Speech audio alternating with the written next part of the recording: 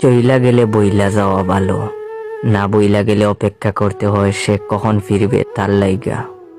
এই অপেক্ষা জীবনের চেয়েও বেশি দীর্ঘ হয় জানেন। অপেক্ষার লাহান খারাপ জিনিস জগৎ সংসারে আর কিচ্ছু নাই। অপেক্ষা করতে করতে মাইনসেরে বাইঙ্গা চুইড়া যাইতে দেখেছি আমি, গুলিতে চড়তে দেখেছি, পাথর হইতে দেখেছি, উন্মাদ হতে দেখেছি। দেখেছি অপেক্ষা করতে করতে মানুষ কিভাবে বুদ্ধিহীন গাছ হইয়া যায়। বিশ্বাস করেন, অপেক্ষা মারাত্মক কঠিন ব্যাপার।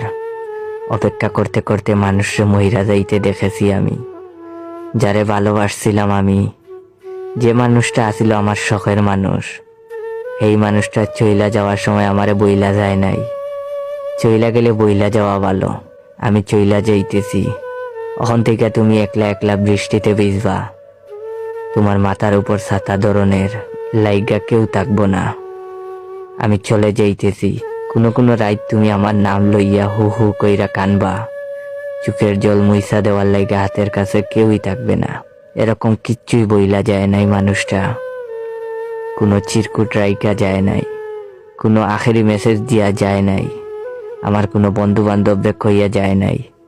তারে বইলা দিও আমি হারাইতেছি, সে যেন নিখোঁজ বিজ্ঞপ্তি দিয়ে আমারে আর না খুঁজে। তারে বইলা দিও সে যেন আমারে বইলা যায়। আমি টের পাই নাই, আমি কিচ্ছুই টের পাই নাই।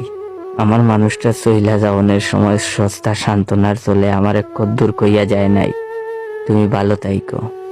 হঠাৎ কইরা আসা মৃত্যুর মতো হঠাৎ করে মানুষটা নিখোঁজ হইয়া গেছে। বন্ধ কইরা দিছে তার লগে যোগাযোগের সব পথ। ফোন নম্বরটাও করে দিছে সুইচ অফ।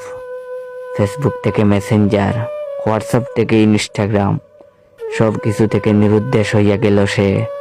এমনভাবে নিখোঁজ হলো যেন সে আমার কোনোদিনই ভালোবাসে নাই, যেন আমার জীবনের কোনো অংশে সে ছিল না।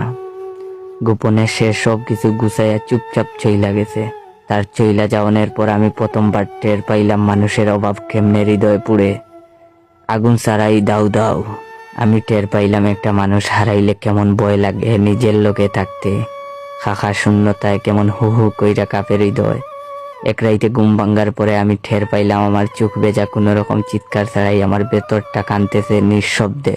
অথচ মানুষটার সঙ্গে যেই দিন আমার শেষ কথা হয়েছিল, সেই দিনও মানুষটা কত আদুরে কইরা কথা কইল আমার লগে, হাসছিল খিলখিল। আমায় ভালোবাসি কইতে গিয়ে লজ্জায় তার গাল দুইটা লাল হয়ে উঠেছিল বারবার। মানুষ কয় চোখে নাকি মিথ্যা বলে না। বিশ্বাস করেন, স্পষ্ট মনে আছে শেষবারের কথা কোয়ার সময় ওর চোখে কোনো ছলনা ছিল না। শীতল ওই চোখ দুইটার